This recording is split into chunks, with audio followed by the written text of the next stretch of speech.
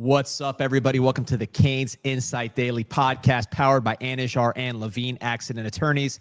My favorite day of the week. It is Wednesday. We're here with Mike Ryan, and we have a special guest. I'll say special guest. It feels like a special guest because it's been so long, but the cultured, the eater of unprocessed foods, the beaming, Peter Ariz. How we doing?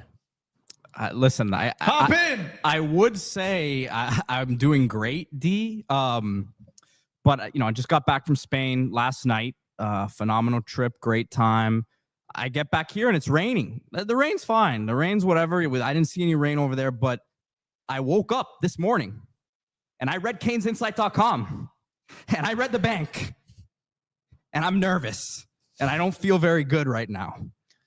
You look good. You look lean. Did you lose weight even with all your meals? Listen, that's what they say happens in Europe, right? Getting those steps in.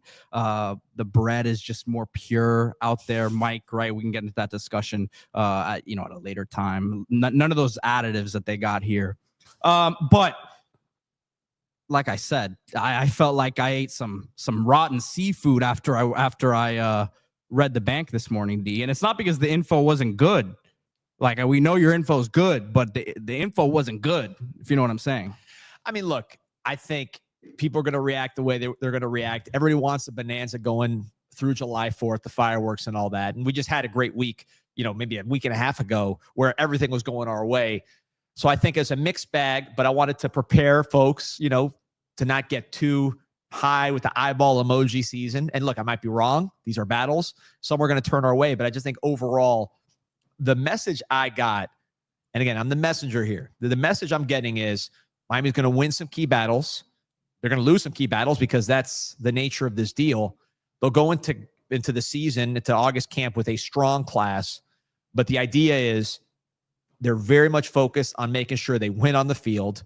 They don't want to do stuff now to win July that could hurt them down the road in numerous ways. Wait, can you explain?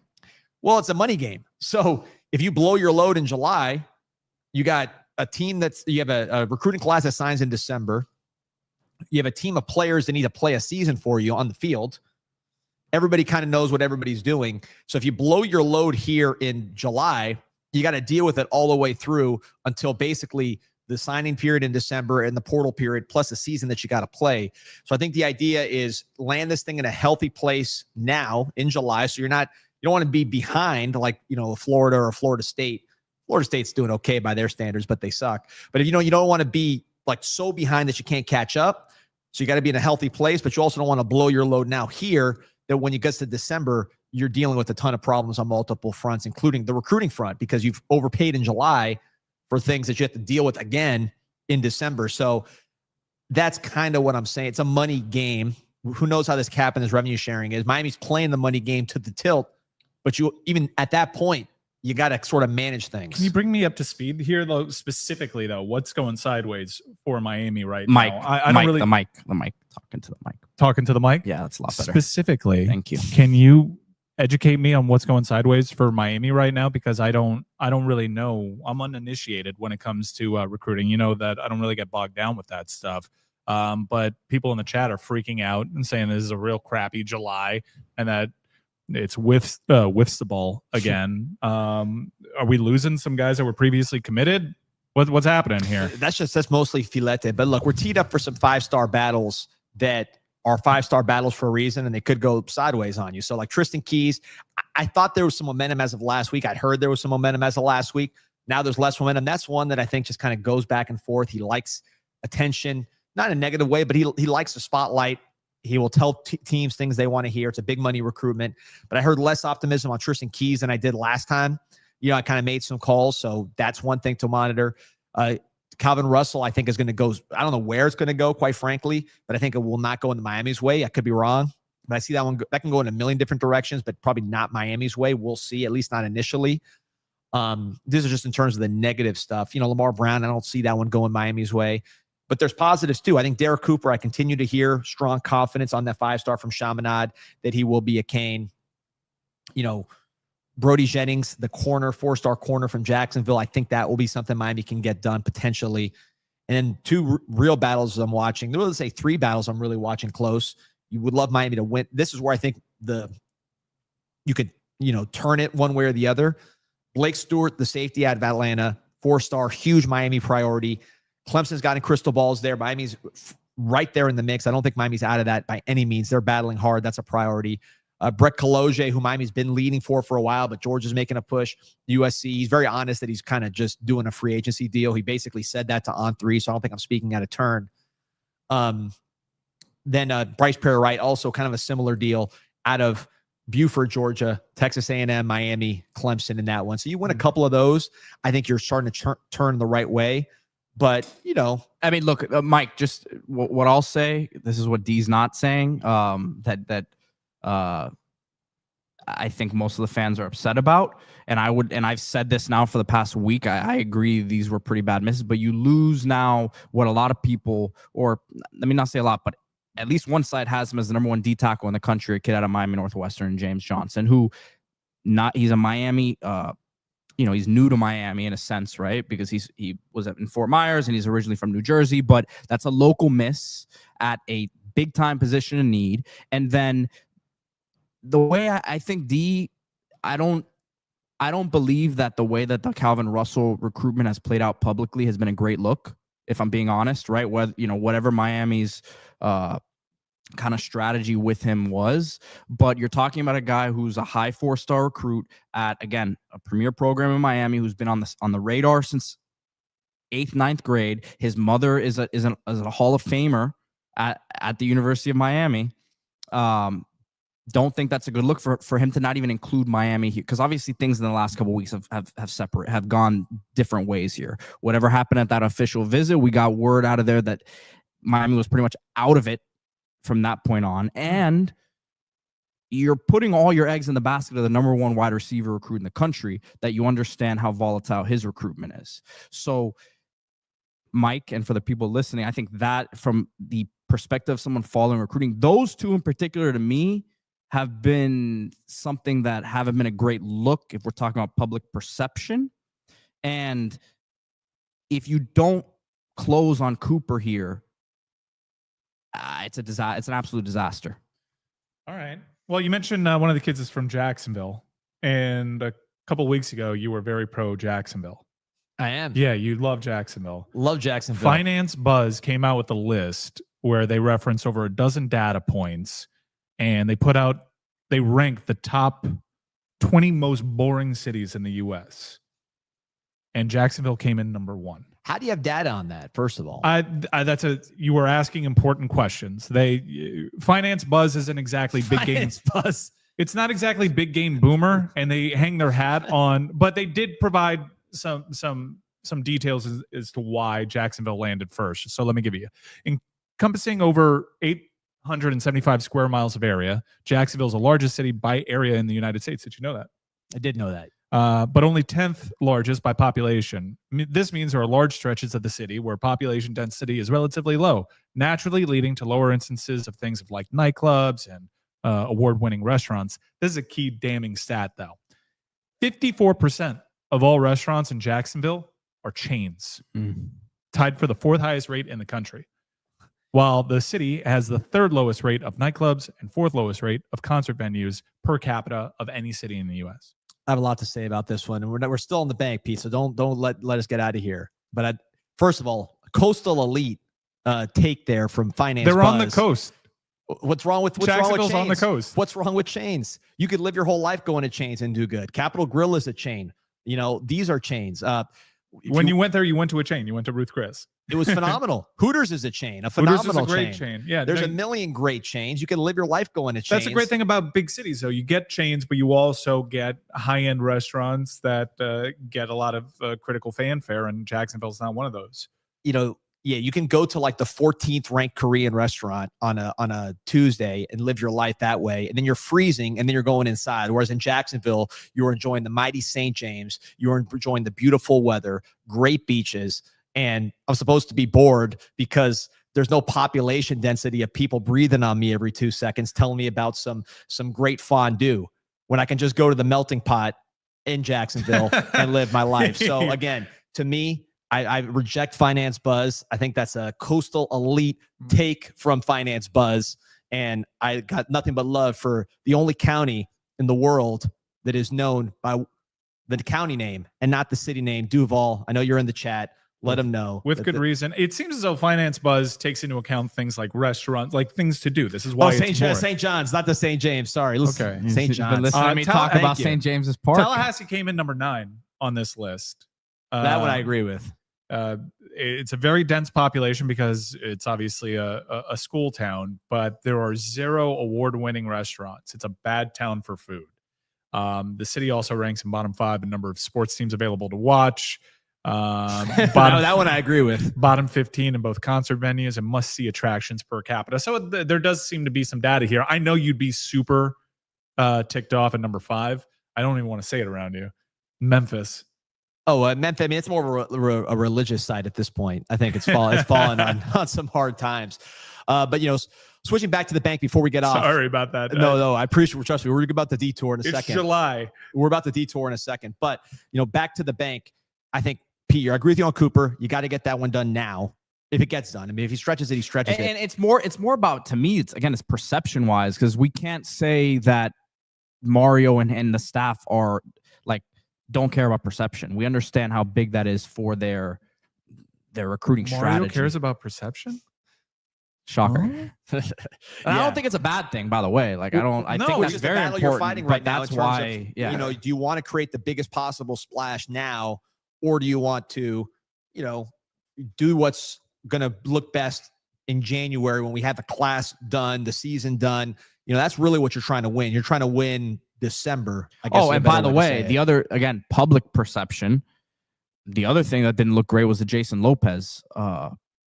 Right, which I think that's just one of those things. I think they just taking Spafford upset the camp, and it is what it is. I mean, Miami wanted him bad. They recruit him hard. Florida State, they can't throw, so that makes no sense to go there. But with respect to the other side of this, last year you tried to rely on late flips. Class had a bad end. You actually lost guys from your class, like Gavin Nix, who I think could have really helped going to Oregon. So, to say just you rely on late flips is going to work doesn't necessarily mean it's going to work. It worked in 24. The class of 24 did not work for the class of 25. We'll see on the class of 26. So, I mean, look, I'm not saying this is the right or wrong approach. I'm just saying this is what the approach is. But in terms of battles that I think Miami can win and that I'm focused on, Cooper for sure. I mentioned the Brody Jennings, Blake Stewart. That to me is a pivotal one. You got to win Blake Stewart. You got to get a safety in the board. You can't go with no safeties. Kaloje, you've worked that one hard for a long time. So that's not to cut you off, D, but again, that's what you're describing here is why I think fans are upset outside of the guys we just talked about. 3 of the positions that are weaknesses on this year's team from the outside, from before the season begins, wide receiver, safety, D tackle. And I think D tackle should be okay. Add linebacker to that mix? I think linebacker. Yeah, but I'm just talking about what's going on in this recruiting class. Miami has a couple linebackers committed right now that we're excited about. But that's why I think there's extra frustration about what's going on right now. D, sorry to cut you off there. To your overall point, though, at the very beginning, Miami's focused on what happens on the field. How much will on-field success? I mean, it goes without saying that on-field success for Miami is always a key recruiting tool, but as Mario is his whole game is talent acquisition, and he needs proof of concept on the field, which is why just missing out on the playoffs last year hurt. But year over year, the arrow's been pointing up, which is why he needed to get a quarterback in this class to continue that arrow pointing up. If you look at the odds, Miami is favored to get to the number 20 most boring city, Charlotte, on this finance. That one is boring. Nothing but breweries. I haven't been enough to tell you. We've had a lot of trips booked. Yeah, had a lot of hotels booked for Charlotte. Haven't been to Charlotte but once. Shout out to Peter Rees. That's where we first met. It is pretty boring, though. I mean, it's just breweries. It's actually, for the ACC title game, it was a really cool setup because everything's downtown. You can walk from your room to all the bars, the stadium, the NASCAR Hall of Fame's over there. It's a really dense little area. It's cool if you're there just for either a convention or an ACC that little mall area. Yeah. It was fine. I'd like to go back. I'd like to give it another crack.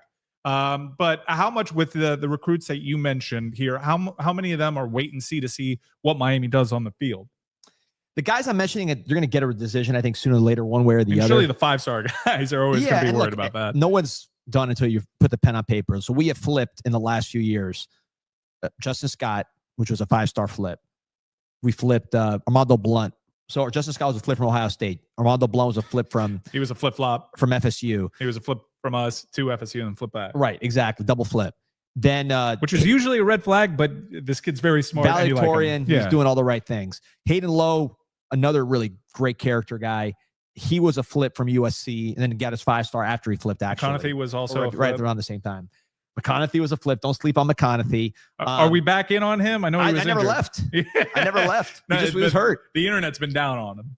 He was hurt in spring, so he didn't get as much hype on him. But, Fletcher was a flip. Jordan Lau was a flip. But look, last year I was saying the same thing, and Gavin Nix flipped to Oregon. Drake Stubbs flipped to Florida. So it doesn't mean just because you're trying to flip guys late, you're going to flip them late. And it doesn't mean that you're not going to lose guys on your own class. So I think it's about getting this class to the healthiest place it can get to now, winning the right battles, and then protecting against flips, and then flipping other guys when you have good success on the field. You mentioned Jacksonville. Carson Beck, I say this every time because I always ask about him because, at workouts, there's only so much you're going to we'll know. I'm going to be there every day at camp. People will be When's reporting camp open? First week of August, last week of July. It's like right there at the end of July. All right. So we'll be reporting every day from camp. And that's going to be really the story of what these guys look like. But at this July juncture, you like that? July juncture? Yeah.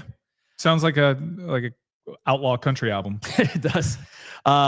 You want to know things that actually mean something. Like, what can you take from this time where you really can't take too much? Beck, the way he throws, the way he's moving around, I think matters because he's coming off injury. You can throw. His lower body should be fine, though. Yeah, and you don't need pads to throw. You could see how someone throws without pads. We've seen Beck in pads. He's played 1 million games in the SEC.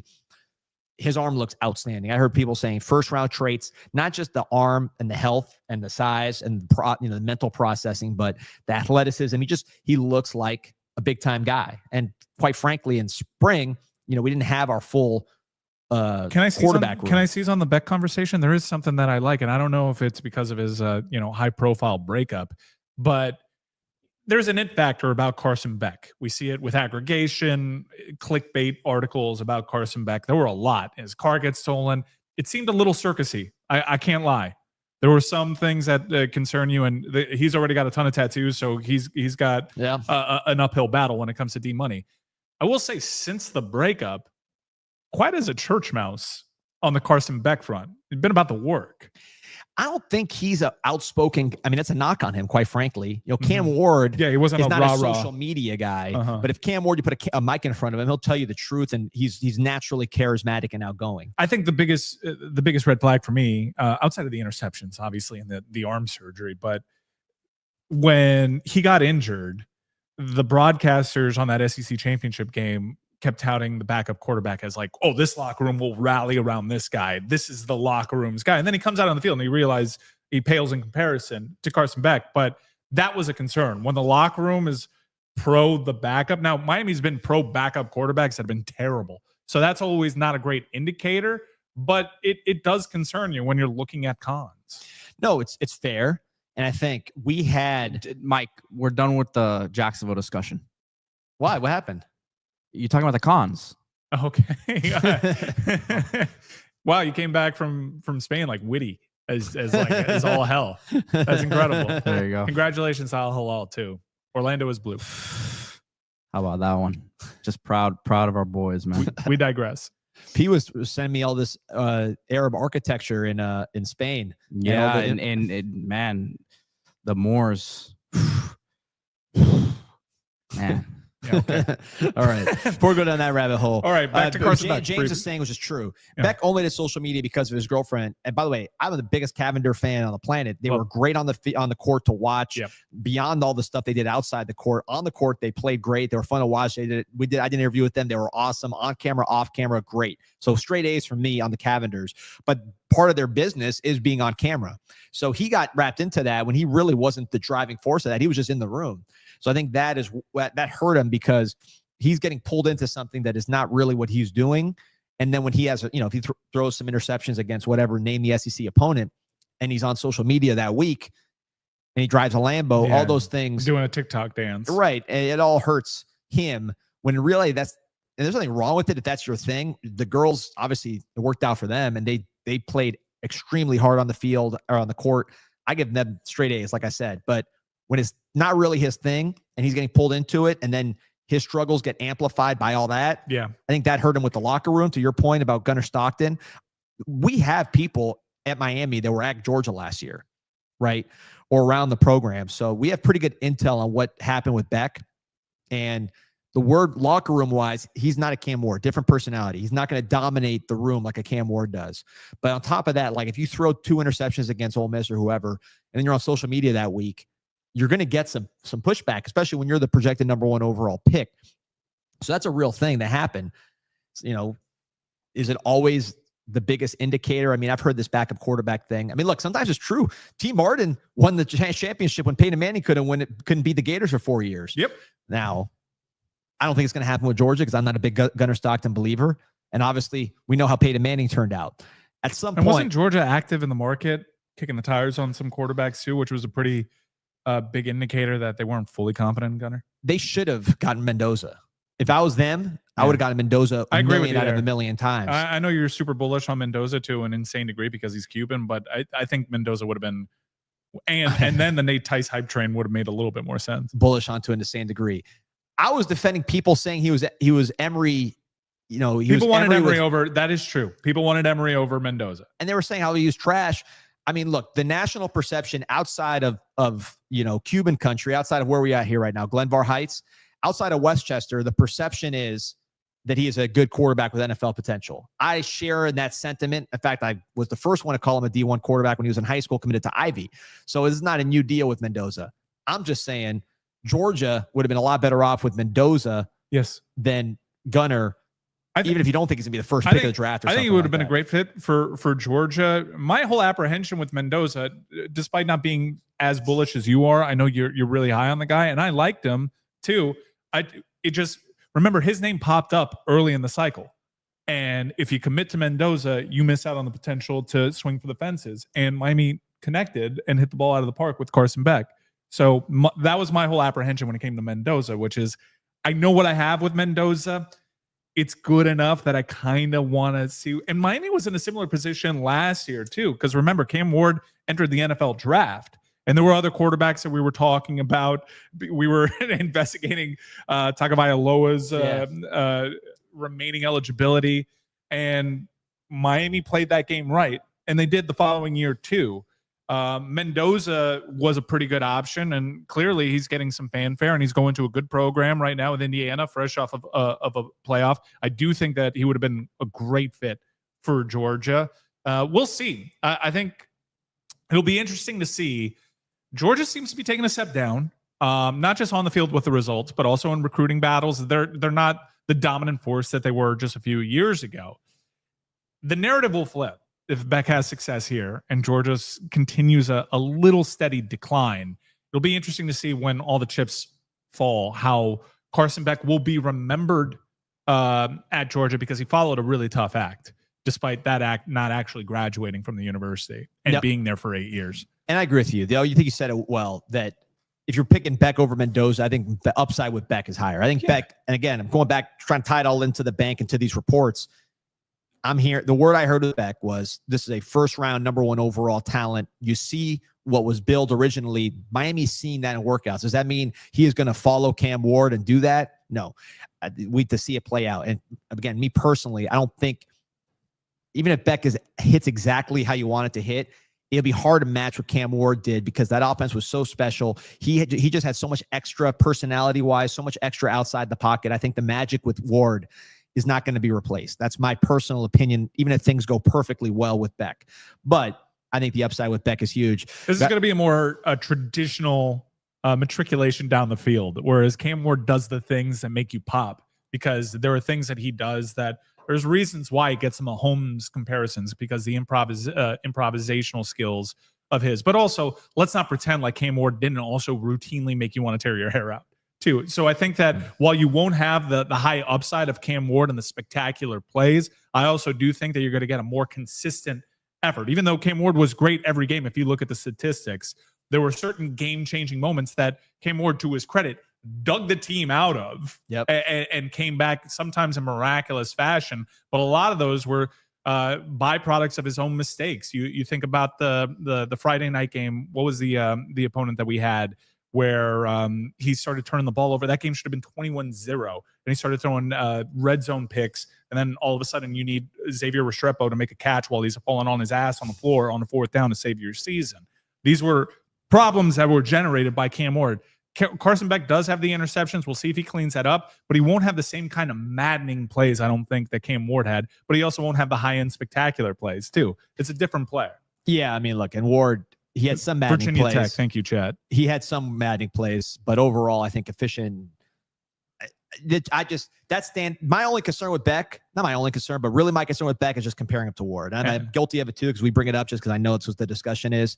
But that, to me, is my big concern with Beck. My other big concern was health, and that's why I'm trying to emphasize this with this reporting, is that talking to people around the program, the health is not a concern, and in fact, the skill set got people extremely excited. And I think part of that is, and it's almost working out for his benefit, you don't go straight from Ward to Beck. You went from Ward to what we saw in spring with no Beck or Ward to Beck now, and I think people are seeing Beck now and saying, wow. Gunnar Stockton, so comment on Gunnar Stockton is, I guess Gunnar lives with 5 teammates and Beck didn't live with any. Okay. I mean, part of it does help. I mean, part of it is, Beck is 24 or something like that, 23. Gunnar is 21. Do we trust Blue? This is the comment. Finance Buzz data points. No, I think it's true. I think it's true. This is the comment that I don't agree with, though, just because I think if things happened in a different timeline, it would have looked way differently. But Greatness 305Q says here, the transfer portal wide receivers show they trust Gunnar over Beck. If Beck was in Miami 2 weeks before, if he had made his decision 2 weeks prior, I guarantee you Miami would have landed a Singleton, for example. Yeah. Oh, yeah. Guarantee. Yeah, or a Branch. Like, they would have landed one of those guys based off Georgia. I mean, at that time, Beck was going to the pros. Can I ask you a question, Pete? So, do you think, Andy, do you think if they had Mendoza locked in, they get a Singleton? Yeah, probably. You think so? Yeah. All right. So this is where you didn't have a quarterback. This is the negative side of the coin with Miami's approach. They swing for the fences. They go for the high upside potential #1 picks in the draft, but they also do kind of shoot themselves in the foot. We all know what happened with Jeremiah Smith and Cam Ward. Cam Ward was married to a game plan. Cam Ward, I'm sure, was saying some right things to Jeremiah. We saw how that went. But Cam Ward was not deviating from the game plan of entering the NFL draft and waiting to the last second. He and his people came up with this game plan. Good plan. It worked. It worked. It worked to perfection. It worked, and it also cost him Jeremiah Smith on the outside. Yeah, it did. Yeah, but the truth is, though, we had the #1 offense in the country. I get it. He was #1 pick. If he would have brought Dylan Stewart with him, it would have been a different story. I'm happy. I'm happy with the end result. How can you not be? He was a Heisman finalist. He's a #1 overall draft pick in the NFL. We lost 2 games by combined 9 points. Cam Ward was great. I'm happy we got him. We lost Jeremiah because of his approach. That's fine. We got Cam Ward, and that was the most important thing. I'm just playing devil's advocate to Miami's approach, and I like Miami's approach. I'm happy that they have Carson Beck over Mendoza. I really am. But it does cost you a Singleton, and it's not exactly Mendoza versus Beck. It's Mendoza, the assurance that you have your position addressed and being able to get wide receiver talent and other positions locked in because you're set at the game's most important position. There is an argument to be made for not swinging for the fences. No, you're right on. I mean, that's the real impact of not having a guy like Beck set up. I do one thing I will add again while we're still in the bank and talking about things I'm hearing. CJ Daniels. By the way, you notice I'm stretching the bank out so we can make a separate video. I'm trying to brand as much as we can. You see that? I'm trying to learn the game a little bit. I feel like we should have You gave me the coordinated on Jacksonville bait on a platter. I'm sorry. You saw how I kept it professional. Yeah, it did. I'm sorry. You're right. Go back to the social media clips. Why don't you do it in like a 35-second burst? That's the next level. That's the elite level. I'm working towards that. Play to the cam. Oh, flex your biceps like Josh Pate. Oh, I already have that one down pat. I've been doing that since the beginning. All right, you've been doing that now. Look at you, man. I'm all right. What are the specs right now? I'm on that NAD. What's that? You don't know about NAD? No, what's NAD? Oh, dude, it reverses the aging process. In fact, what's the acronym? Actually, I don't know. But it slows the aging process down. And I follow this one specific brand, and if you follow it, all followed on Instagram by women professional wrestlers. NAD. Natalia. Yeah, I'll send you. I don't want to give them free pub, but it's been a great supplement. All right. NAD Oh, it's a plus. supplement. Oh, it's a Yeah, supplement. yeah. Okay. Yeah. NAD. All Yeah, right. Natalia, Charlotte Flair, they're all on this one. If you work for NAD and you're liking the spot from Mike Ryan, you could get that every week. Just holler at him. Hassan, I'm trying to lay out here. That's my bad. Last sidetrack. 35 seconds. Go. One thing I'll say, CJ Daniels, who you did bring in, right? And he kind of took the leap of faith, not knowing who the quarterback was going to be. Those question marks with him. He didn't have a great season at LSU, battled some injuries. I've heard he looks outstanding, healthy, making a lot of plays, and different than Beck. So Beck is going to be to himself. That is much more of his nature.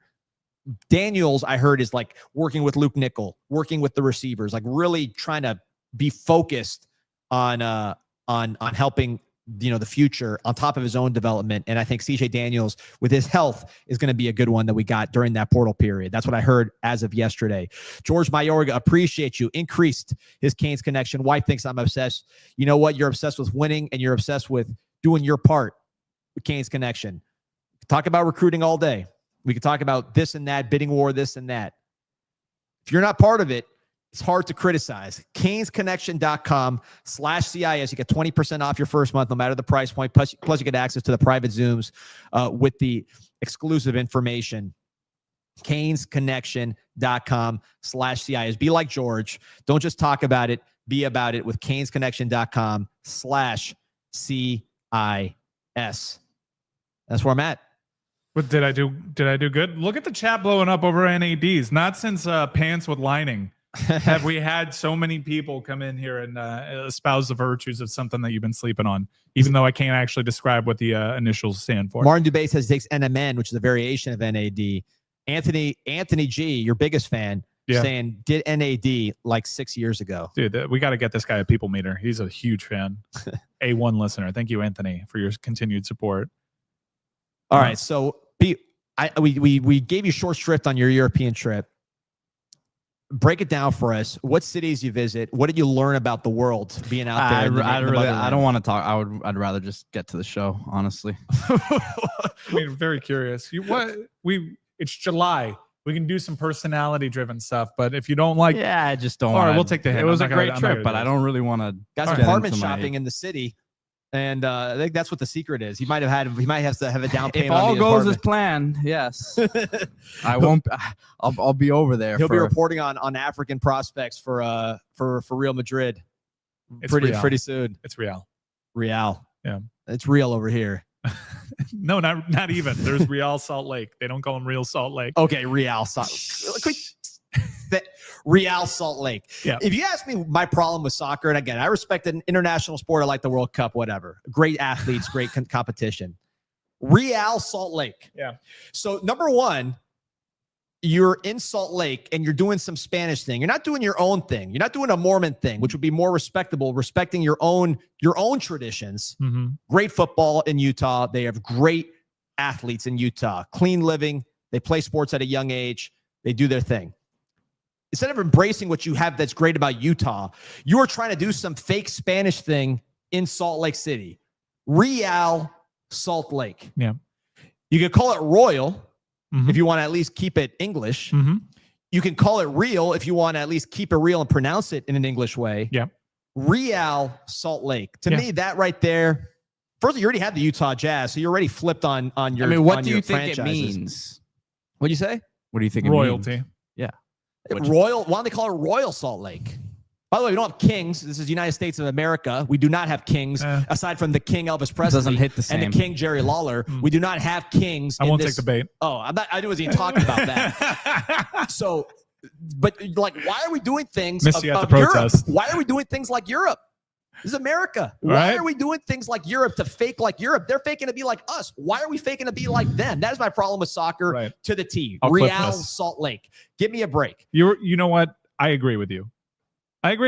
Now, Real Salt Lake is actually one of the crown jewels of MLS, has a lot of success to its name in terms of CONCACAF Champions League. The great Kyle Beckerman, for example, former member of the Miami Fusion. Did you like Kyle Beckerman and that like He was gritty. He was gritty. Dude, he was a dog. Yeah. He was a dog. But your overall point and objection is sustained. I mean, look, people play soccer in U.S., obviously. So it's not like U.S. does not have a soccer culture, but let's just be ourselves.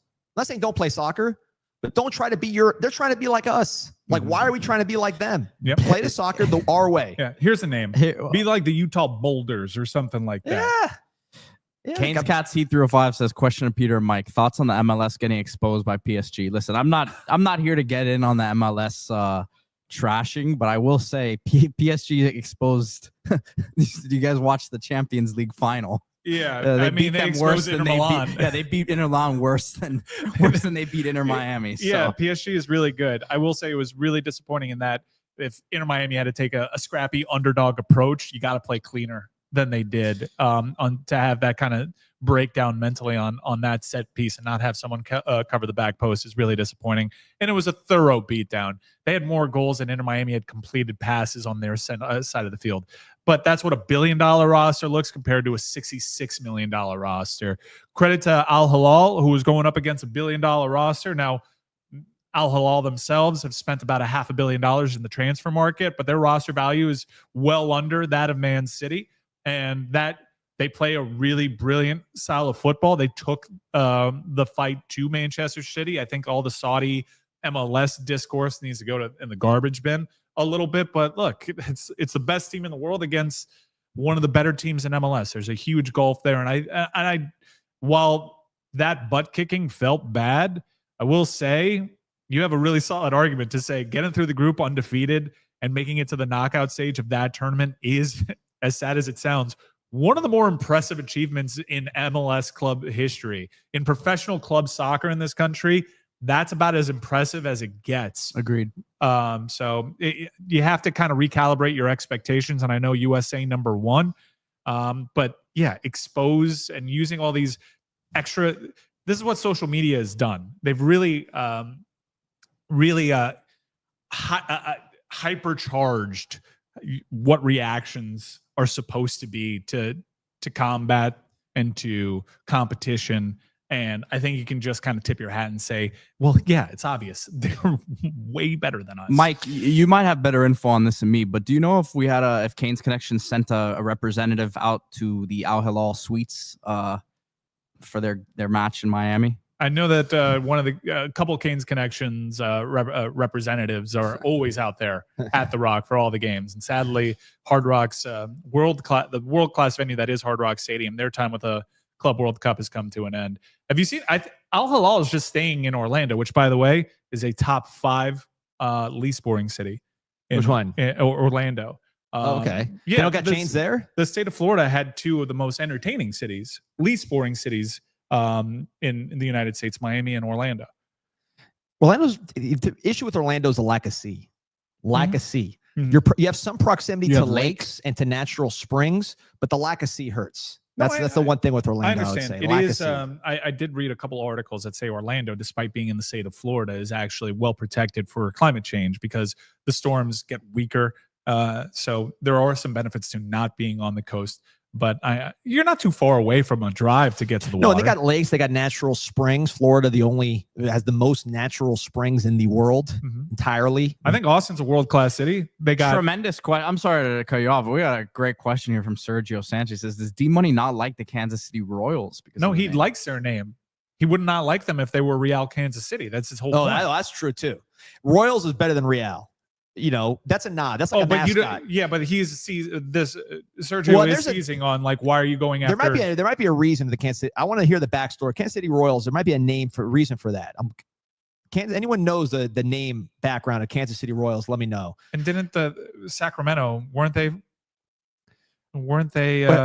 before the Kings? Like, where were the Kings located before they moved to Sacramento? They might have been St. Louis. That whole Missouri thing, like, is there like a royalty thing? There might be, yes. There's something going on there. Look it up. 442 Chuck says, America is literally a country with a culture of copycats. We steal ideas from everybody else. Shaking my head. First of all, we bring ideas from everybody else because people are from elsewhere. So you bring that with you. But everybody else, they got the job done. Everybody else copies us. Number one, we can't copy Europe because we don't know what they're doing. So if we don't pay attention to them, we can't know what they're doing. Number one. I was in Japan. They were wearing Kansas City Royals hats. So in Japan, a country that we bombed with nuclear weapons, okay, the ones that should hate us the most, and by the way, is the most protective of their own culture. They don't even have Cincinnati Royals. That's what it was. That's who Big O played for, right? Yeah. They don't even have immigrants in Japan. So that's how protected they are of their own culture. But you go to Japan, their vintage shops on their high-end district, they're selling like University of Iowa sweatshirts. That's how much they want to be like us. They don't even want to be like us, like in the high end. They want to be like just an average American in their high end. So don't give me that we're a culture of copycats in America. We set all the trends. We don't even know what's going on elsewhere. The only reason I know what's going on in other countries is by the chat. I'm talking to my boy in Botswana and Hamburg and all that. It's the only reason they keep me up to date with the rest of the world. And Pete, although he's not even telling me what's going on in Madrid, he's keeping that to himself. I was gonna say, I don't know, man. I don't know. I'm curious what's going on in Jacksonville, Florida. That's what I'm curious about. Wow, they're not named the Kansas City Royals because of kings or queens. They're named the Kansas City Royals after livestock. There we go. Thank now you. We're talking. Artificial intelligence, man. Now we're talking. Kansas City's new baseball team was called the Royals because of $1 billion livestock income. Kansas City's position as the nation's leading stocker and feeder market in the nationally known American Royal Parade and Pageant. Now we're talking. The pivotal inspiration was the American Royal, a famous livestock rodeo and horse show and barbecue contest that has been held in Kansas City since 1899. And that is why they're the Kansas City Royals. It has nothing to do with kings or queens. Now we are talking. Now we're in some real American stuff right here. Give me that. Keep that Real. Yeah, and they adopted the crown logo just to convey excellence, and it looked more refined than livestock imagery. Now we are talking. Thank you. Let's pull this up here. They are a proud cow town, and that's where it came from. That is mind-blowing. This is what I'm talking about right here. Look at this right there. Look at that. Look at that stock. Look at the fur on this thing. I mean, that is a beautiful animal right there. Look at this. Look at these two. Yeah, can you imagine putting it on a plate and eating it? My God, pal. Oh, look at these. Look at these goats. That's a good look. That's a good looking line of goats. Look at that pig right here. Look at that pig. You see this pig, Pete? I don't think Pete sees the pig. We gotta. You know what we should start doing? No, he does. We should start doing the bank, but for the livestock auctions, just kind of sizing these guys up. You know what I mean? Like a combine. Look at this guy right here. Look how sturdy, but still, you could tell the meat's good. Wichita, Kansas was number 2 on the most boring cities in America list. I drove through Wichita. I went to Wago, Kansas, and I spent a fair amount of time in Wago, Kansas. You want to talk about the middle of nowhere. I drove out to Wago, Kansas, which was a solid drive from Kansas City. We're talking about like a 2.5 hour drive. I went out there because my daughter, who was about to turn 2 at the time, was obsessed with The Wizard of Oz, and that has kind of claimed to be the hometown of the fictional character Dorothy. Right. We're not in Kansas anymore. So they have a Wizard of Oz museum and its own yellow brick road. Once a year, they do a big Wizard of Oz festival where the surviving munchkins come to town and get treated like Kansas City Royals. And yeah, there's basically, it's an old like Western town. Everything, it's like one main road, square buildings lined up next to one another. Like it was like the saloons from the Western times. And there is just jack bleep out there. They're all KSU fans, though. Well, you just described a lot of things, though. Was the Wizard of Oz thing fun? It was. I described the 2 things that they have. They have nothing else going on for them. They have a restaurant. I would kill for a chain restaurant there. Jacksonville is like New York compared to Wago. Shout out to Wago. We got a lot of comments here about the livestock. Drago saying the cow has a Ghost of Von also saying, stop showing my family pictures. Kane's cat bought a cow in Alabama a few months ago. How's that cow doing? Let us know.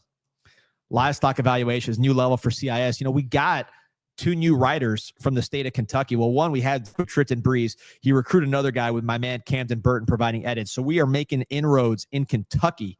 I think they got good livestock out there, probably more on the horses than the actual, edible livestock. But, let us know here. Sergio, nothing more American than eating a 14-ounce ribeye. Let's go, D. I wouldn't know about that anymore, unfortunately. I'm living like a coastal elite.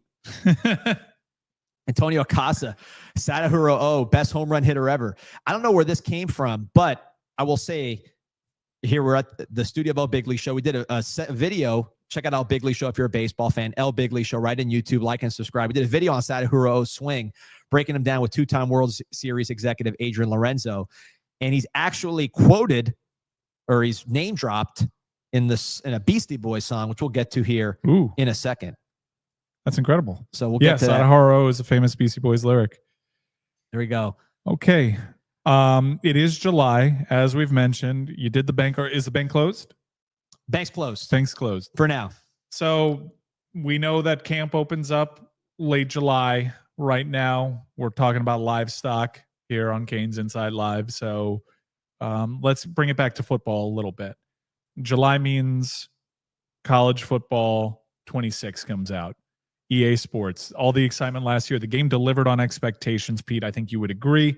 Year two, they're changing some of the things about the games. I'm really excited about the changes in defense. But one thing that got everybody excited was the position rankings came out, overall ratings, and you get to see exactly where your Miami Hurricanes stack up and what the people over at EA Sports think of this roster. So let's break it down, shall we, Pete? Let's do it. So Miami comes in as the number 11 rated team in the game, 86 overall.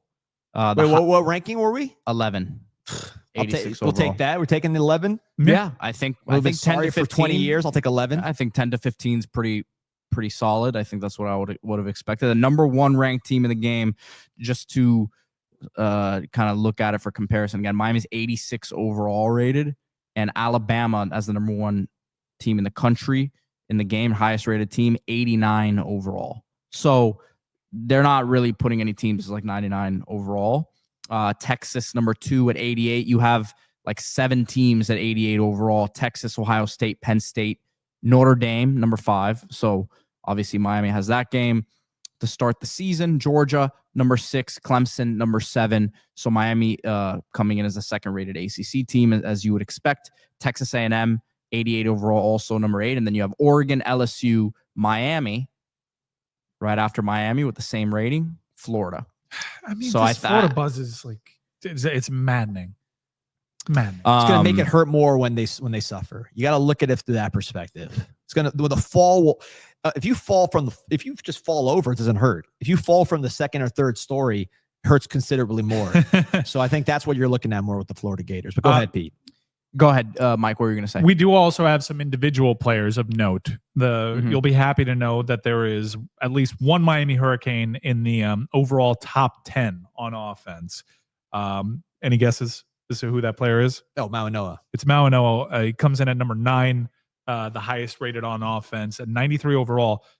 Interestingly enough, though, not the highest graded tackle, nor is he the highest rated right tackle. And not even the highest rated Polynesian?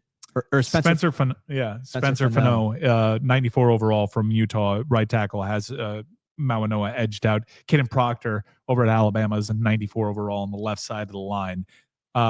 Jeremiah Smith is the number 1 overall player in the game at 98 overall. That one stings a little bit for obvious reasons. Ryan Williams, number 2. Jeremiah Love, who's an absolute beast, one of the great, more impressive short yard runs I've ever seen coming off that injury in that Orange Bowl. Really impressive. Jordan Tyson, Arizona State. It's got some talented players. It'll be interesting to see what happens with Arizona State. They did a lot better against Texas than anybody really would have thought. They got that bye. That was without Tyson, too, that game. Yeah, well, I mean, they were basically a one-man wrecking crew, though. True. Even though their quarterback was very good, that's going to be a really hard player, Skidabu, to replace. So we'll see. But Levitt is also ranked very high. And we'll get to the quarterback rankings. Eli Stowers.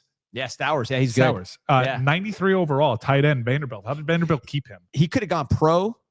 He could have transferred.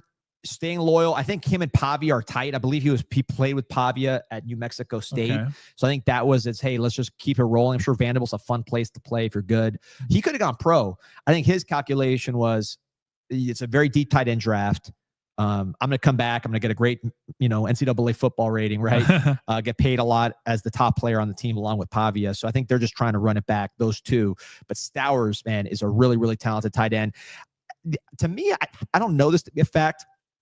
Just looking through some of these, like, for example, you look at Miami. Charles Brantley is one of our highest rated players, or the corner, I think is going to help us a lot. But like in terms of the pecking order of where these guys are going to go, I mean, Xavier Lucas, let me say it differently. In terms of paycheck and in terms of like lawsuits in their name and in terms of just like where they stack up, I think in terms of the pecking order, at least from my perspective, Xavier Lucas is like here and Brantley's significantly lower, but in the game, Brantley's rated higher. So I think a lot of it's like Pro Football Focus rating and stuff, like Wesley Bassane, who I think is rated fair, but one of the reasons he might be rated higher is because his Pro Football Focus rating. I think that has a lot to do with these rankings from what I can see.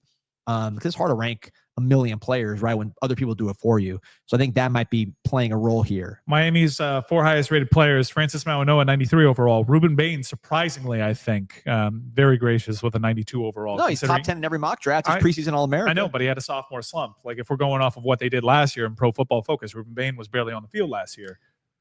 So if you watch the game tape, and I had the same impression as you, but then when you watch, like when you actually, like you see these draft guys now, who are all putting Bain high. Because what these draft guys do is after the season, they're just crunching year 1 tape. They just, but even year 2, they'll focus on the player. So like right now, they'll be like, all right, Ruben Bain's supposed to be the guy. They'll watch every Ruben Bain game. They'll watch Louisville. And I got to say, I think, and this, I had the same impression as you watching the games as a whole, knowing, what we expected Bain to be, knowing he missed time. When you really isolate Bain last year, he didn't play that bad. I mean, I think he looked pretty good. He was knocking guys back. He was throwing guys around. Louisville, out of his boots by Mendoza. He did. Well, now Mendoza, we're seeing that he's a real player. What's his then NCAA rating? I actually don't know. It's not. Nate Tyson isn't going to be happy about it. But I think a lot of Bain's struggles were scheme related, more so than like if you would just watch Bain against his guy, even last year. Forget freshman year. It's not like they're beating him up or like neutralizing him. Sometimes they are, but I think more often than not, he's winning. It was more about he was doing stunts and things that were kind of stupid for what he does. And now theoretically focus more on just beating his guy in a scheme that's all about beating your guy and just being physical and powerful, which I would say his power, just in terms of knocking guys back, is the best in the country. Yeah. No, that's where he's got a strange body type. So you want to, and being a hybrid kind of guy with such power, coming from being able to generate such force from a low point. It's why, and this is a demigod of a name to invoke, but it's why people were whispering Aaron Donald type comparisons, because he was a guy that was kind of hard to put in a box. Year 1, he generated that power. Year 2, though, when you consider his injury, you generate a lot of power from that injury. Wasn't necessarily available. Knock on wood, we get a bit of a body transformation too, and a little bit more of a consistent role. I actually like the versatility that Ruben Bain brought to the table, but maybe for the next level, it'll be better for him to kind of hone in on one specific position. I like him at either. I like being able to move him across the line. So I'm not necessarily super hot to that idea. Carson Beck does just miss out on the top 5 quarterbacks in the game, coming in at a number 91 overall rating. The top 5 quarterbacks in this game are. I thought he was the 4th highest rated QB. Yeah, I think he's 4th. Tie goes to the schools that aren't Miami, I guess, because there's several quarterbacks that are tied at 91 overalls. The aforementioned Sam Levitt is at a 91. Lenora Sellers also at a 91. Drew Allar, who sucks, is a 92. Yeah, your boy Garrett Nussmeier, 92 overall, the 2nd highest rated quarterback in the game. I guess they give a tie to Cade Klubnik, who was ranked number 1. All right, here we go. Here someone compiled this. So here's the top 20 quarterbacks. I'm curious about this list. Let's go through it. Cade Klubnik, number 1. He was very productive. He brings all his guys back. I have no problem with this. Good development for him. For college. Pro, I would put him lower.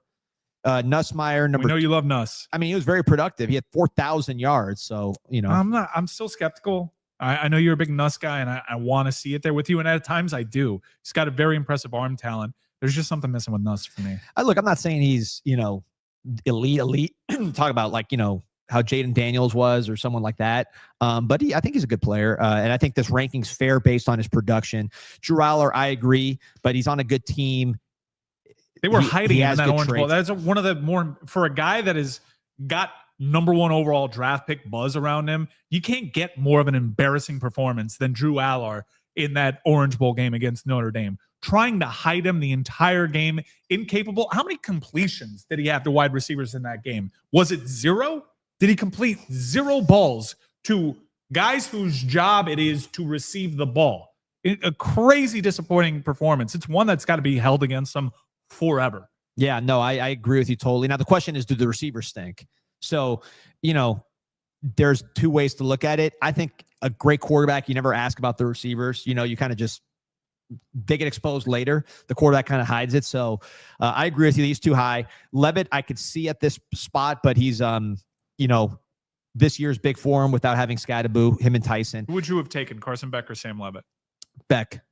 I think I think Beck on talent's better than all these guys. I would take Beck also over the I questions agree. Beck or I Levitt. agree, but it makes you sweat. And if it's one of those situations, hey, you can get Levitt now, or you play the wait and see game with Carson Beck. This is not something that presented itself. I do think that would have been something to consider. I think Beck is better on talent than everybody we've gone over on this list until, you know, my favorite guy that we've gone through here, and we're number 5 now, Lenore Sellers, who's not 91. So I guess the same, you know, a lot of guys this 91 cluster. I'm a Sellers believer. When I watch South Carolina, like against Clemson, for example, he carries the team. Mm-hmm. He is the one carrying the team. Yeah. He's got great character. He's got great traits. He's not there yet, but he's in the right direction. Sneaky loaded roster over there in South Carolina, which is something that Miami should keep an eye on because that is a future opponent. Yeah, well, that's right. And our guy Taylor, who helped build that team now with Miami's personnel department. But if all these guys, the guy that gets me excited here is Sellers. We'll see how he continues to develop. He lost his offensive coordinator, is now the head coach at Appalachian State. Yeah. But it's his quarterback coach is his offensive coordinator. Should be the same thing with Shula. And I'm a Seller. I'm buying on Sellers if I'm picking a number 1 overall. Can he enter the pros next year or no? Yes, he can. It'll be interesting to see if he comes back to college with the NIL package. And know for a fact, even though he never entered the portal, his reps were talking. So this guy is going to leverage all of his options. If he has a great year, then he's got to go to the pros. If he has a year that's just kind of okay, he may want to try to cash back. We'll see with this new player rev situation that they have. They may cap the amount of money that he can make, but Sellers is about that money. And quarterback's a position, I say stay.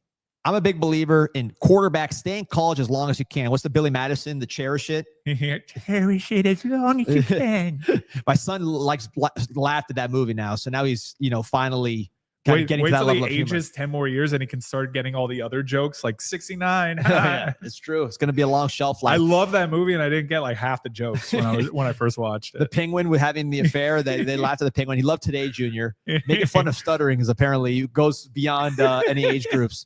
I think in the Bible they made fun of stuttering as well. It's so that's a classic. And bald people as well. Really? Yeah, there was some bald shaming. There was some bald shaming in there. Thank you, Nate Schmidt, for all your contributions to the Florida Panthers. Number 6 on this list is my favorite, and you know where I stood on John Mateer.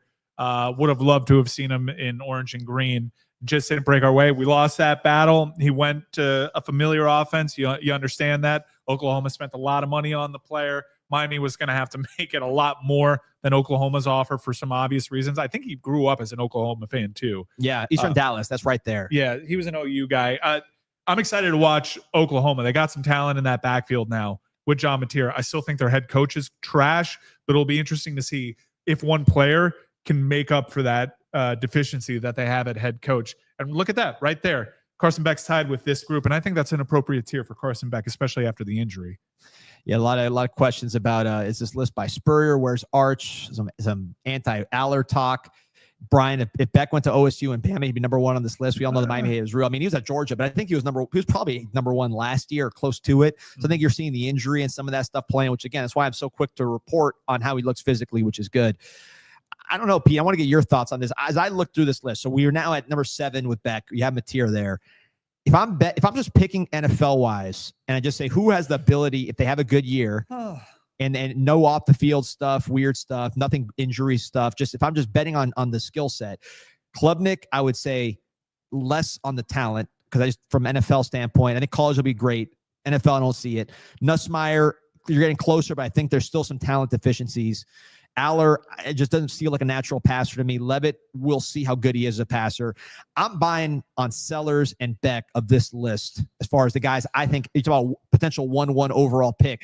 Those are the guys that say that to me. Where do you, just from athletic and talent Mateer, I mean, I think Mateer too. I'm not sure completely about what they have at Oklahoma around him, understanding how important the that surrounding cast is, but I think Mateer for sure. I would put in that. Didn't they get Ott? Didn't Oklahoma get Ott? They did get Ott. That's an electric backfield. Two guys touching the ball the most there are really talented. So are you picking Mateer off this list? Man, if Aller just delivers on expectations, I'm not even saying surpasses them. He's got something about him that just NFL scouts go gaga over. He's size. He's got a great arm. He's efficient. If they're in the playoff conversation again, Aller might have been taken number 1 overall despite that Orange Bowl if he entered this year. Seriously, there are just measurables there that that NFL GMs just love. Yeah, look, I could see. I think you're right on the draft pick. I'm just not an Aller believer yet, just because I like guys that carry their teams. I agree. I don't think Aller is good, but if I had to bet who's most likely on this list to be drafted number 1, just knowing what NFL GMs go for, it's probably Aller. No, I agree. And I'm just expecting Cleveland to have the number 1 overall draft pick. He's Cleveland all day. I'm just saying for my takes, Mateer I'll throw in that category too because Mateer carries his team. Yes, Mateer is a guy that he is the guy. He's the hub. Mm-hmm. So I would say Mateer and Sellers definitely carry their team. Beck really carried his team last year, at least on offense, because not on defense. Mateer can have I'm not saying it'll be statistically exactly what Ward did, but like he can have a year where he puts up a lot of numbers. Oklahoma doesn't make the playoff. Same thing as Miami last year and still ends up being their number 1 pick. Yep. Well, one thing that'll help Aller this year is getting Trevor Pena on the outside. I do think that they're really going to miss Warren and his production. I thought he was a really special player. I was a big Warren guy coming out of. I don't understand what happened in the NFL draft. I think it was a little confusing. But if you watch Penn State, Warren was just such a weapon X for them. Was such a red zone weapon for them. Really made Aller look good. Really good with the ball in his hands too after the fact. I think they'll really miss him. We'll see what kind of player Pena is actually over there. And if Aller can get him the ball and he can replicate the production that he had in Syracuse, then you can no longer say, well, he doesn't have wide receivers, right? Yeah, it's great. Coin be a red flag. They got good tight ends. They've been recruiting well there, so they should be able, I don't know, replace Warren, but they'll get a guy there. Look, just scrolling down this list, Blake Horvath. We respect the armed services, the military academies. Horvath for what he does for that team. Exactly. In terms of carrying a team and production, Blake Horvath deserves that. For sure, but I mean, that's not something that that's no, he's not making the pros. And you got Manning and Lagway, Benetti, kind of the potential. Just rolling down the list, no one really jumps out in the top 20.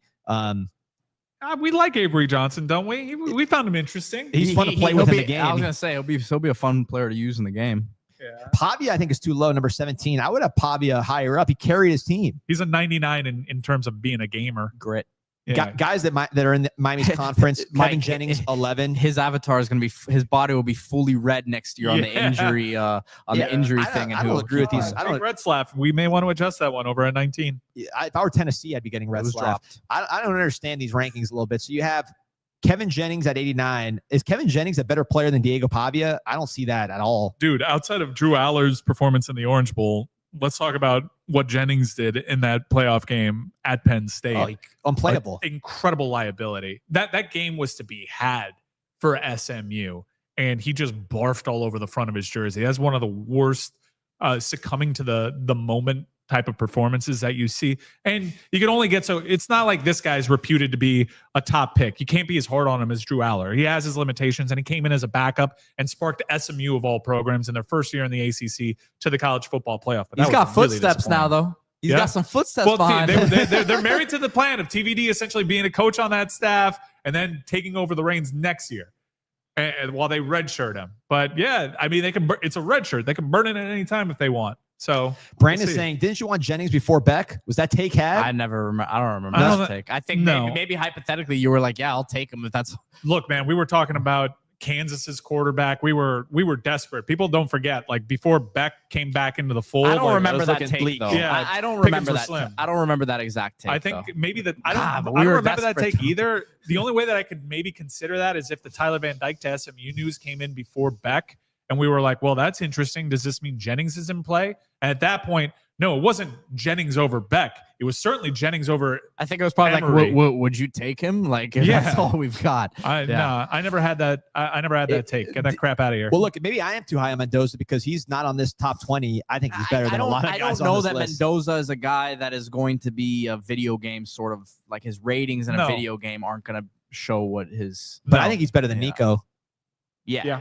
I agree. 100%. I think Nico's got to prove it to us, man. He stinks. A lot of this too. I mean, they don't update these rankings during the season. So like, I don't know. I feel like No, they someone do. like, do they? Yeah, they I update the don't- rankings. They're they don't- updates. I don't remember them dropping too many people though. They update the rankings. But I don't remember them dropping too many people. I just think that someone like Nico with his name and stuff, they I get gotta that. they gotta keep some sort of the attention loss. So, Mike, what on your show, on the big show, Yeah. so they say you get the show. That's one of the lines, right? This guy Yeah. gets the show.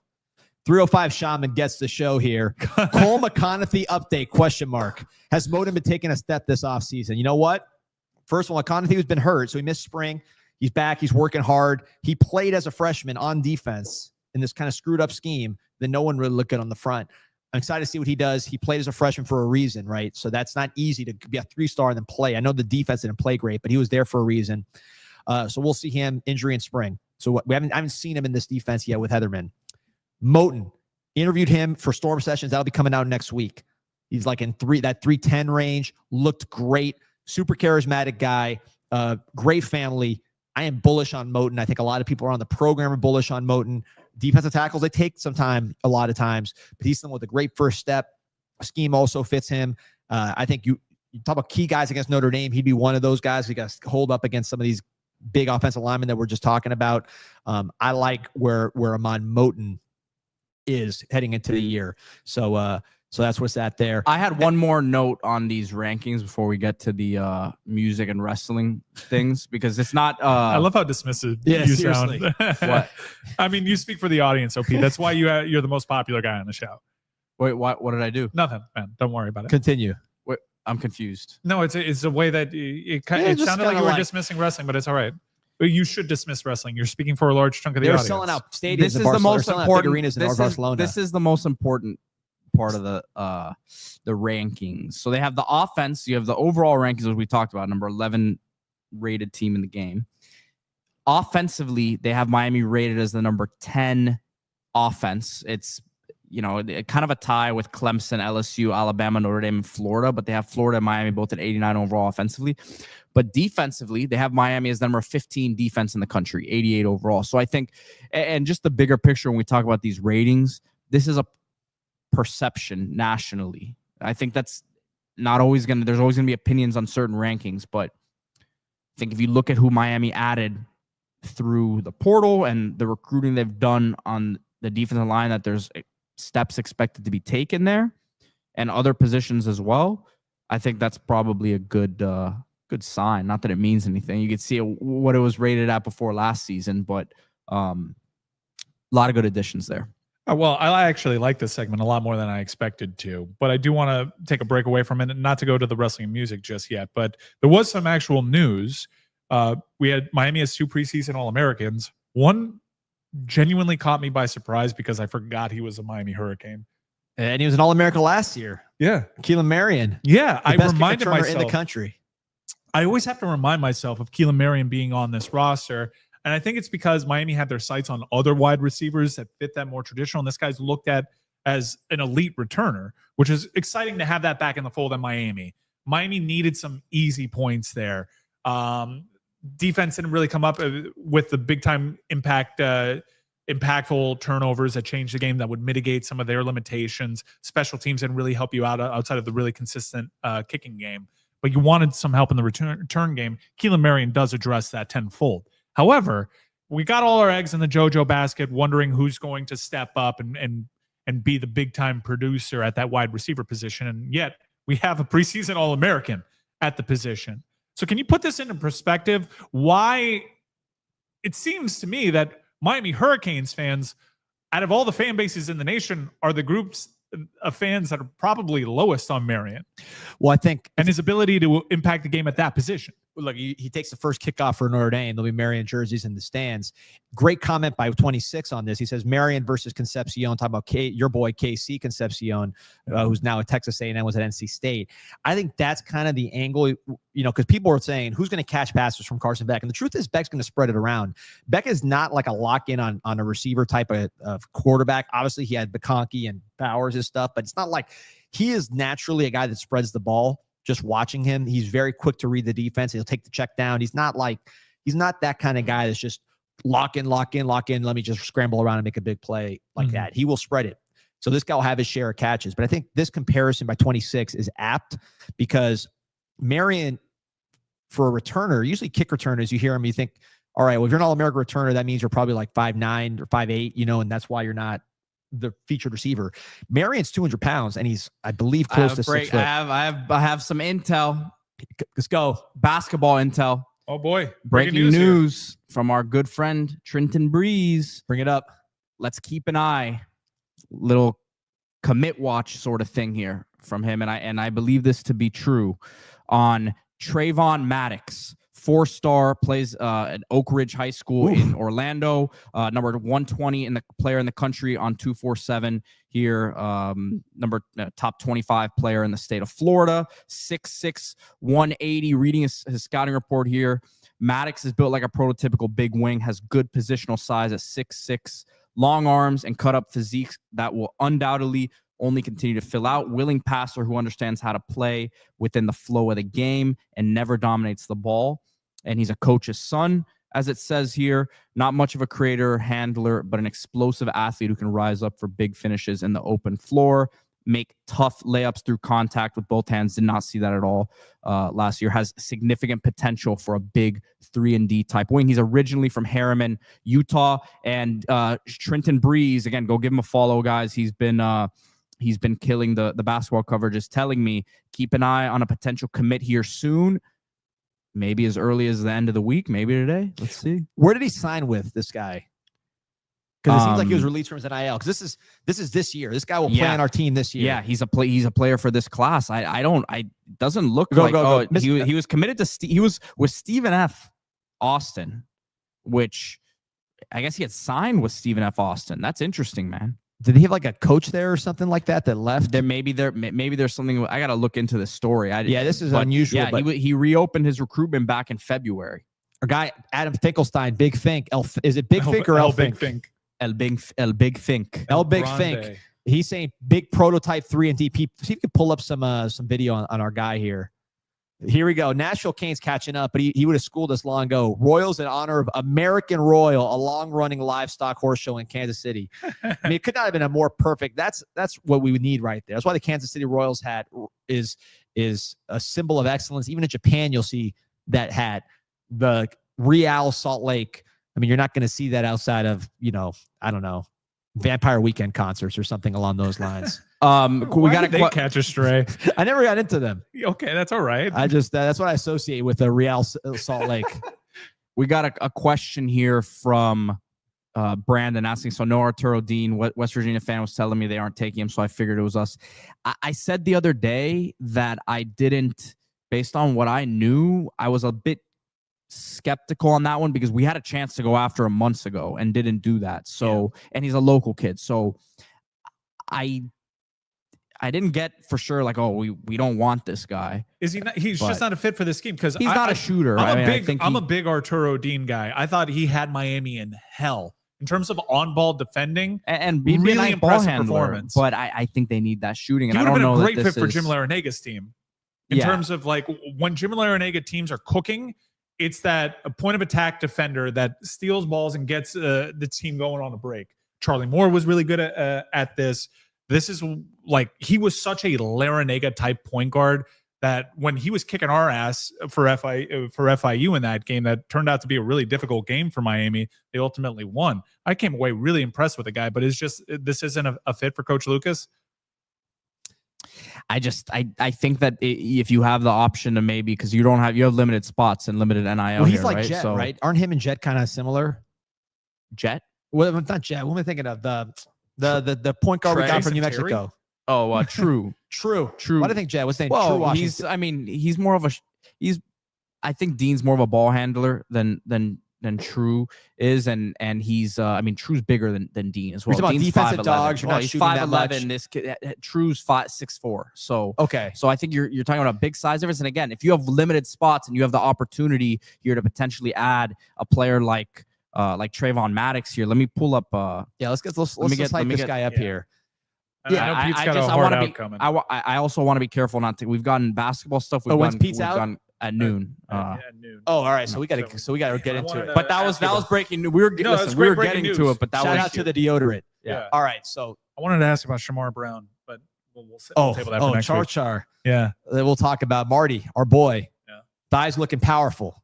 Yeah. Everyone's really impressed with this body type, and it seems as though Miami got a good one there. I feel like my group chats, my male group chats are filled with just the same thing in two different genders. So like, check out this running back's thighs, check out this young woman's thighs. It's the same message, but different, same group, same body part, but different, I'm different all over ways. both. I'm all over the group chat, man. Yeah. I get the Marty Brown pick, and then I get what's the girl from Canada, the one that's the dancer from Canada, the dancer, Tate McRae. That one. Overrated. No, I rate her high. I'm a Sabrina Carpenter guy. I know that there was like a civil war in that group chat. That's debate. too stumpy. But short blondes.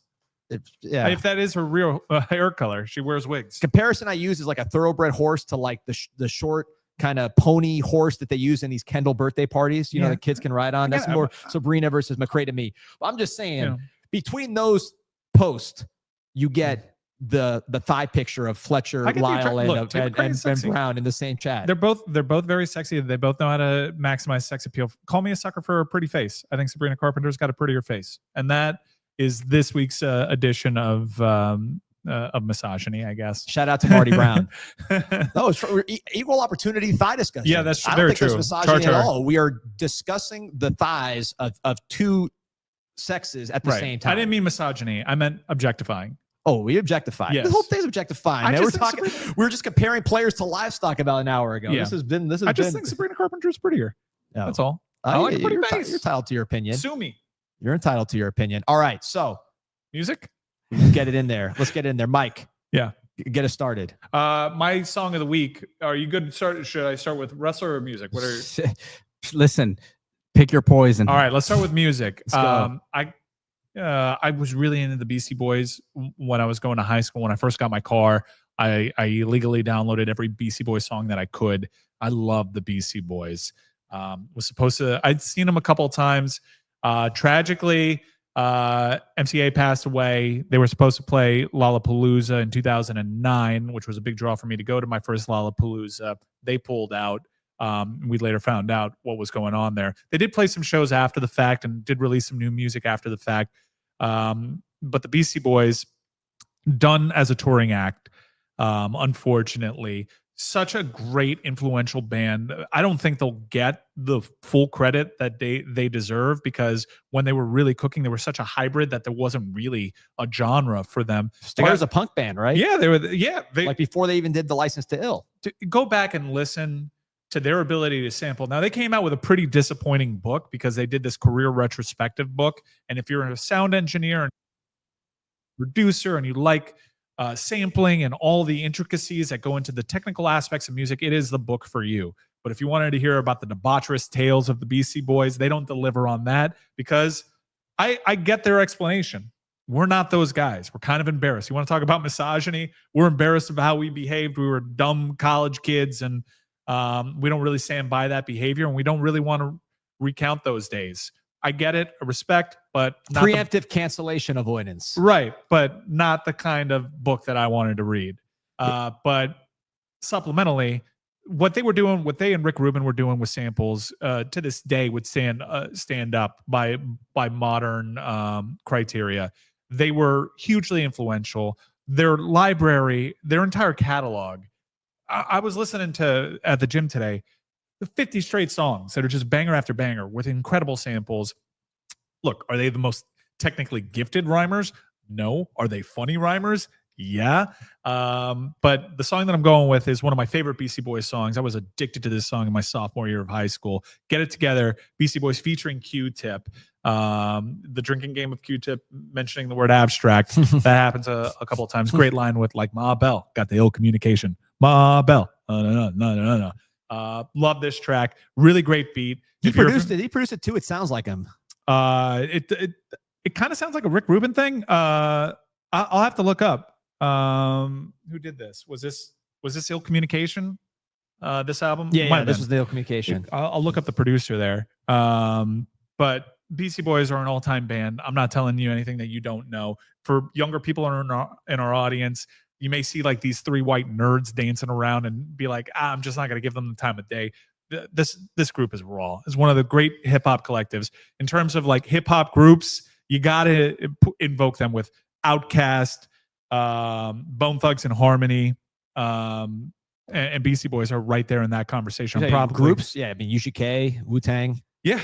Collectives, I think like they're certainly in that discussion. Beastie Boys, an all-time act, and this is one of my favorite songs. Check it out. I'm happy to be putting it on their Canes Inside playlist. A lot of love for Beastie Boys in the chat. I'm seeing here.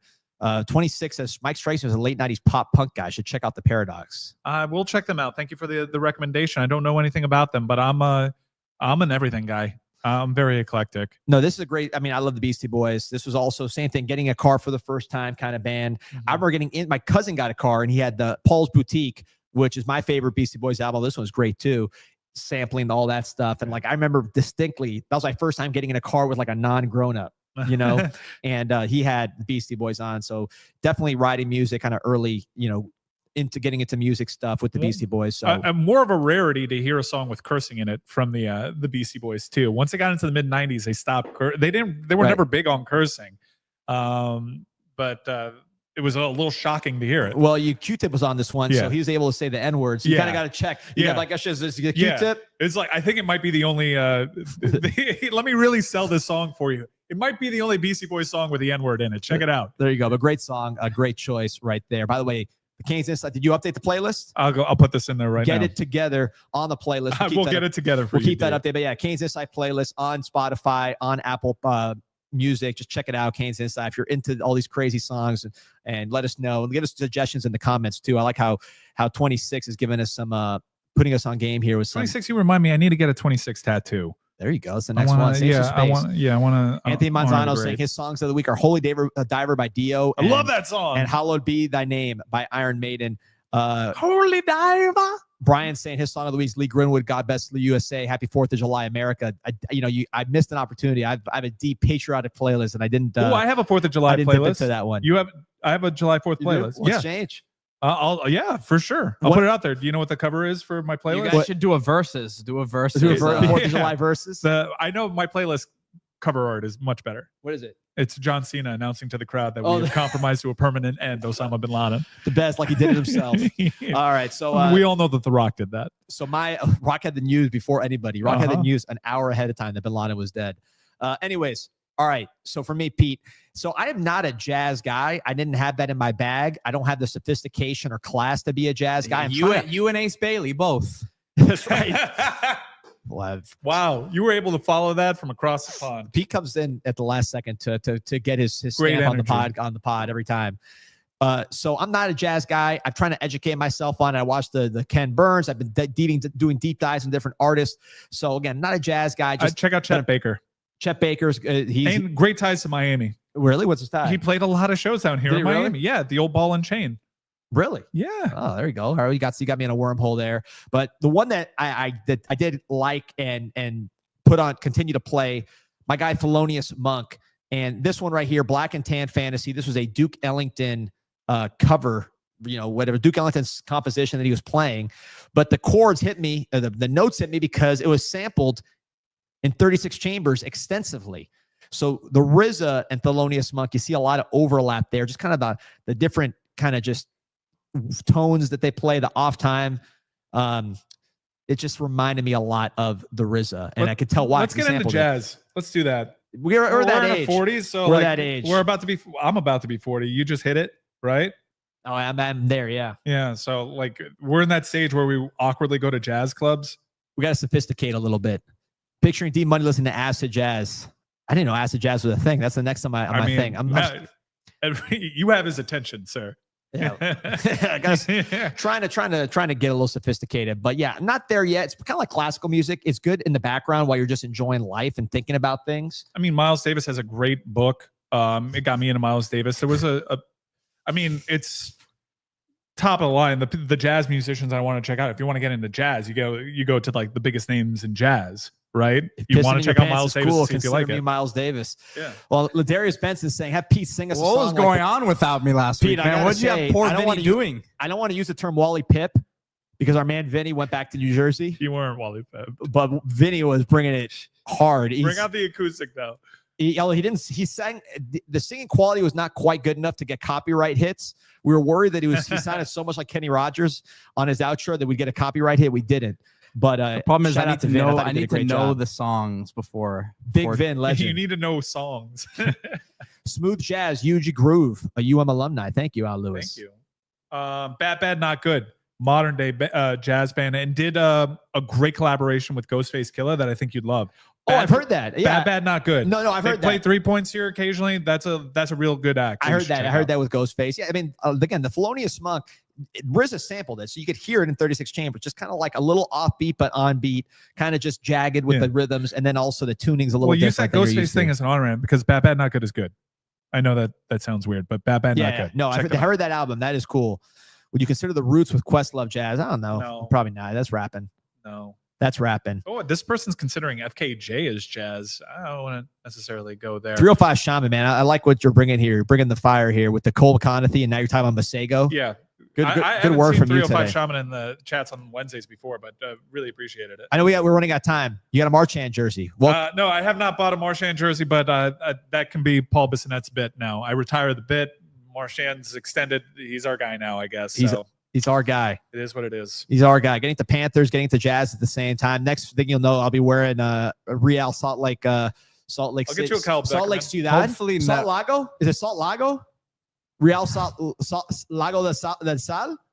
I have David Lake in my phone as Lago and Sankey.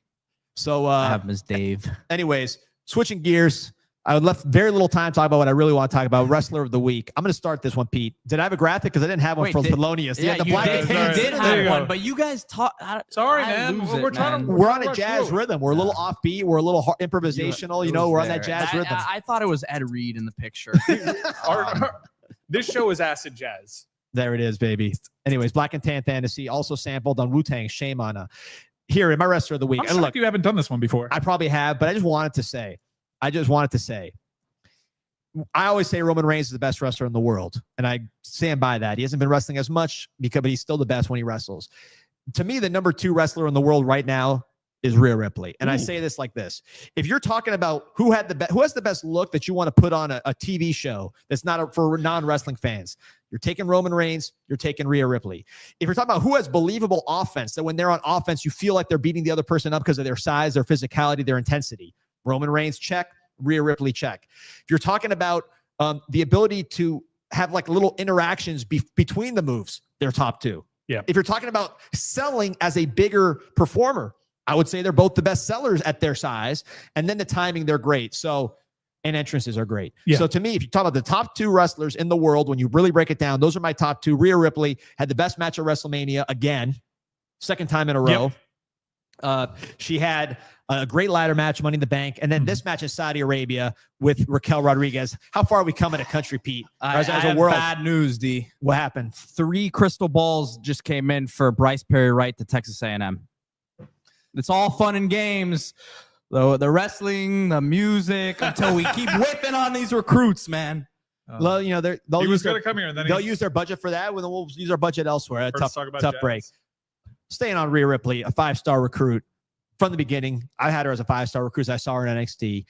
Saudi Arabia, your country. They had a women's street fight. That's how far we've come in the Middle East, thanks to Vince McMahon. They had a women's street fight between Rhea Ripley and Raquel Rodriguez. Best match of the show, and she was great. She had a full body suit. She couldn't show skin. I get it now because I see more allure when you cover everything up. I mean, these full body suits are sexier than what they normally wear. That's what I'm saying. I don't get what maybe that's the end game. Wait, we're bringing back objectifying women. New temple. I'm giving her the wrestler of the week for her skills. I just laid out her skills for an hour before the that's body me. suit. I took the reins there. But anyways, Rhea Ripley, the wrestler Roman of the week. We're running out of Reigns. time. Give your guys some shine. I'll give my real quick note on that show. It seems as though no one wants to boo John Cena, and they're going to do a turn. Everyone thinks it's going to be a double turn with Cody. I think they tease that a little bit. They stretch that out. But one thing's for sure, this John Cena heel thing has been a disaster. They're going to fix that. And the matches haven't been good enough, I don't think. My wrestler of the week is X-Pac, FKA Sean Waltman, FKA 6-Pac, one of the great undersized 1-2-3 kid. Yeah, and then the kid 1-2-3 kid, the Lightning Kid in GCW, which was on ESPN back in the day. We touch on this. Vince McMahon was really good with jobbers, and it was basically like a 10-year play con to set up having a big time star lose to a jobber and make that jobber a star. And while it didn't necessarily happen in WWE the first time around, he didn't become a star, although he had a great program with Razor Ramon. Sean Waltman became super over with kids like me that were just astonished that one of these nameless jobbers could actually pull off an upset. 1, 2, 3 kid then went to WCW, and he was a cool factor for the NWO. And then he comes back to WWE, and I think he has his best run in his career as X-Pac with that rejuvenated DX that carried the baton, honestly. Shawn Michaels and Triple H, that was a great incarnation of DX. But WrestleMania 14 Triple H promo when he came out, set it all off. My hot take is that the DX that is remembered is the incarnation with X-Pac, Triple H, and New Age Outlaws. X-Pac had, for mid-card talent, intercontinental title matches, European title, elevated that. My favorite bit of work that X-Pac did was the work that he did in the tag team division with Kane, of all people. Yeah. Really interesting dynamic there. This guy could still go in the ring, by the way. He works a couple indie shows here or there. Big fan of Sean Waltman and the X-Pac persona. Great energy, was super over with teenagers. Everybody wanted to do the bucking Bronco. No one delivered. Best crotch chopper, hands down. No one made the crotch chop as cool as X-Pac did. So X-Pac's my wrestler. I know Pete's got to get out of here, but this is important. We got to get to this. So after school, when I would go home from Epiphany, the Kings, another royal bloodline. The ESPN used to play a show out of Dallas called Global Championship Wrestling, I believe, kind of the legacy of the Von Erichs. Yeah. And X-Pac was then the lightning kid on that show. He was the main eventer. This is before he became. So when I saw him become a jobber, I'm like, hey, wait a minute, I've seen this guy. So you kind of could see. Wow, you knew. You kind of could see the Patriot was actually the champion of that league also. But another thing I remember getting home from school at that time, the Cuban food. And I wish that instead of what I had Islas Canarias, the #1 Cuban restaurant in Miami. You see the Croqueta County shirt, all the different items, 7 different croquetas, the absolute best in the world out of Dayland Dining Pavilion. That was voted my #1 last Cuban thing restaurant. I had before I left to Spain. So, the night before. Leaving on a good note with America. Now you're coming right back for the real croquetas, not that Spanish variety. I don't like that. I really don't like them. I really don't like the Spanish croquetas. Yeah, no. We upgraded that on this continent or on this side of the world. Islas Canarias Cuban Express, the best croquetas on the planet, hands down. Get to that event. We got to be doing something in Islas. I'm text John right now. Yeah, well, you said that last week. I did, and then we kind of we're trying to figure out logistics. But I'm gonna follow up. I saw this in the comments section earlier in the show. Something interesting, possibly for next year. Jeremiah Smith did indeed sign an NIL deal with Adidas. As you know, Ohio State is a Nike school, so something interesting. Our highest rated video, Jeremiah Smith rumors eyeball. I'm gonna do another one of those. Yeah. Like and subscribe. Go Canes. Go Canes. Pete, great to have you back, man.